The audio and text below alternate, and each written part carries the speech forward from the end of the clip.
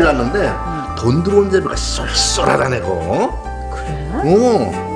우리도 뭐 돈 많은 거 가지고서 오피스 하나 살까? 김 부장이 좋은 거 하나 소개해준대. 남편의 퇴직이 얼마 남지 않은 이 상황.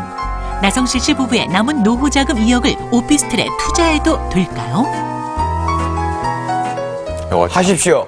됩니다. 돼요? 정말요? 정말? 제가 여기저기 다니면서 이제 주워 들은 게 많잖아요. 네. 재테크는 생물과도 같습니다. 계속 움직여요.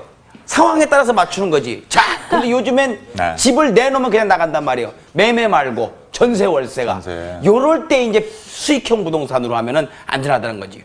보세요. 맞죠? 잠깐만요. 근데 왜요? 강성범 씨 오늘따라 귀가 굉장히 얇아 보이시는데. 어떻게 알았지? 저분이 별명이 원래 마이너스의 손이에요. 제 얘기 반대로 하면 돼요, 원래. 어떻습니까? 네. 예, 그 50대 중반이 되면 퇴직을 맞이하게 됩니다. 퇴직 후에 목돈을 주시게 되는 경우가 많은데요. 아무래도 30, 40대에 비해서 50대가 목돈을 쥐게 되는데 아무래도 마음이 급해집니다. 왜냐하면 수입이 떨어지기 때문에 앞으로 이 돈을 가지고 어떻게 해야 될지 허둥지둥하게 되는 경우가 많은데요. 조심하셔야 됩니다. 그때.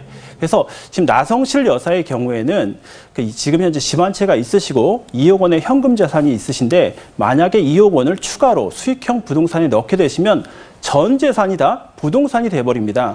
쏠림 현상이 나타난다는 거죠. 그래서 내가 원금을 쓰고 싶을 때에도 쓰지 못하는 그런 문제가 발생할 수 있고요. 네. 또 가령 그 오피스텔을 임대를 놓으셨는데 임대에서 공실이 발생하게 되면 모든 수입이 끊어지게 됩니다. 그렇구나. 그래서 이러한 점들을 생각하셔서 항상 수익성뿐만 아니라 안전성과 황금성을 고려하셔서 투자하시는 것이 중요하다고 생각합니다. 네, 무조건 하면 안 되겠는데요. 네. 100% 믿을 건 아니다. 네. 자, 그래도 그러면 그 외에 주위에 보면요. 네. 또 실제로 대출금 갚느라고 정말 힘들어 하시는 분들 정말 많은데요. 혹시 그런 분들을 위해서 그 대출금 때문에 노후 준비가 안 된 분들을 위한 조언이 있으시다면요? 아유, 중요하다. 예, 우리나라 40대와 50대의 현실이 전체 자산의 80%가 부동산으로 이루어져 있습니다. 오. 그렇게 된 이유는 단 한 가지인데요. 모든 수입을 집 한 채 사기 위해서 올인했기 때문입니다. 그래서 저는 이런 방식을 좀 말씀드리고 싶은데요.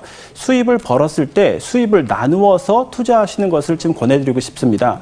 가령 목적을 나누어서 집 마련 목적의 자금, 노후 자금 마련, 그다음에 자녀 교육비 이렇게 통장을 나누어서 투자하시게 되면 나중에 노후를 맞이하실 때도 집뿐만 아니라 여러 자산이 균형 있게 성장되어 있을 거라고 생각을 합니다. 그렇군요. 네.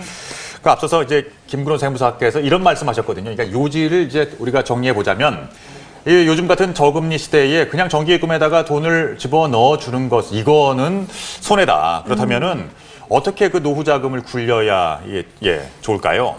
예, 현금 자산을 어떻게 운용해야 될지 고민이 많이 되실 텐데요. 예. 쉽게 제가 한번 숫자로 말씀드려 보겠습니다. 1억 원을 정기예금에 가입하시게 되면 세금을 다 공제한 다음에 한 요즘에 17만 원 정도 월 지급을 받을 수가 있습니다. 17만 원이요? 예, 너무 적죠? 네. 예, 그런데 제가 한 두 가지 상품을 소개해드리고 싶은데요. 먼저 즉시연금보험이라는 상품을 소개해드리고 싶습니다. 이 상품의 경우에는 1억 원을 가입하시면 한 25만 원에서 27만 원 정도를 지급받게 됩니다. 오. 정기예금보다 훨씬 더 많이 지급받게 돼 있죠. 네. 그 이유는 10년 이상 가입하셨을 때 비과세 혜택을 받기 때문인데요. 자, 그런데 이러한 장점도 있지만 단점도 있습니다. 10년 이상 가입을 유지하셔야 된다는 황금성이 제약된다는 단점이 있다는 말씀이죠. 네. 두 번째 상품은요. 월 지급식 펀드인데요.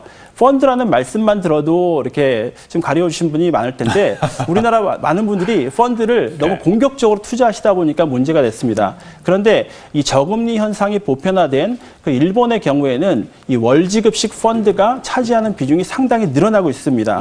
왜냐하면 매월마다 일정 금액씩을 지급해 주기 때문에 안정성도 뛰어나고 월급처럼 받을 수 있기 때문에 좋습니다. 하지만 지금 안 좋은 점, 단점을 말씀드리면 아무래도 펀드다 보니까 투자라는 말씀이죠. 투자이기 때문에 항상 조심해서 운용하시는 것이 필요하다고 생각합니다. 예. 네. 자, 그럼 저처럼 그 경제활동을 하고 있는 사람들, 지금 저 장사하시면서 TV 보시는 분들 많이 계실 텐데, 경제활동 하고 있는 사람들은 어떤 거에 가입을 해야 되겠습니까? 네, 그건 제가 한번 그러실래요? 말씀드리겠습니다. 일단은 경제 활동을 하시는 분들 입장에서는 손해지는 세후 수익률을 가장 먼저 생각을 하셔야 됩니다. 그래서 방금 우리 고 선생님도 말씀하셨지만은 비과세 상품을 우선 찾아서 선택을 하셔야 될 것 같고요. 네. 그 다음 단계가 이제 분리과세되는 세금무대 상품이라든지 이런 것들을 가입하시는 겁니다. 네. 그리고 이런 걸 다